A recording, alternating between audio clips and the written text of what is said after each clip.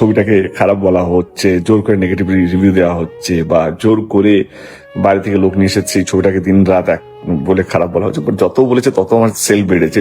তবে কি দেবের বিরুদ্ধে চলছে ষড়যন্ত্র?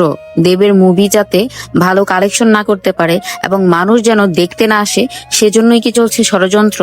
এমনটাই মনে করছেন মেগাস্টার দেব। তবে যারা অনেস্ট রিভিউ দিয়েছেন তারা বলেছেন দেব এই মুভিতে দুর্দান্ত অভিনয় করেছেন। এই মুভিকে যে কোনো অন্য ভাষার মুভির সাথে আপনি কম্পেয়ার করতে পারবেন। চলে আসুন, সবাই প্রচুর পরিশ্রম করেছে, সবাই খুব খেটেই তাদের ছবিটা নিশ্চয়ই বানিয়েছে। ঠিক আছে, প্রথম এই মুভির অন্যতম ক্যারেক্টার সোহিনী, তিনিও কিন্তু দর্শকদের অনেক বেশি প্রশংসা করছেন। সেই সাথে ইধিকা নতুন হিসাবে দর্শকদের নজর কেড়েছে। দেবের সাথে তার জুটিটা দর্শক অনেক বেশি পছন্দ করছে। ব্রিলিয়ান অ্যাক্টর অনির্বাণ নেগেটিভ ক্যারেক্টারেও তার অ্যাক্টিং দিয়ে দর্শকদের জাস্ট তাক লাগিয়ে দিয়েছেন। সবাই তার প্রশংসায় পঞ্চমুখ হয়ে গেছে। And last but not the least, megastar Dev. তার পারফরমেন্স নিয়ে দর্শকরা আবেগ আপ্লুত হয়ে গিয়েছে। রঘু ডাকাতের চরিত্রে দেব আউটস্ট্যান্ডিং পারফরমেন্স করেছে। এই ক্যারেক্টারের জন্য দেব 10 মাস দাড়ি কাটেনি।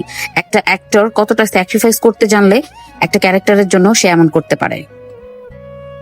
তাই দেবদার কথার সাথে সহমত পোষণ করে একটা কথাই বলতে চাই, বাংলা মুভিকে ভালোবাসুন, বাংলা মুভির পাশে থাকার চেষ্টা করুন। বাংলা মুভিকে ভালোবাসলেই বাংলা মুভি আরো অনেক দূর এগিয়ে যাবে। Thanks for watching. সবাই জিততে চায়, আমি থাকতে চাই, তফাৎটা এটাই।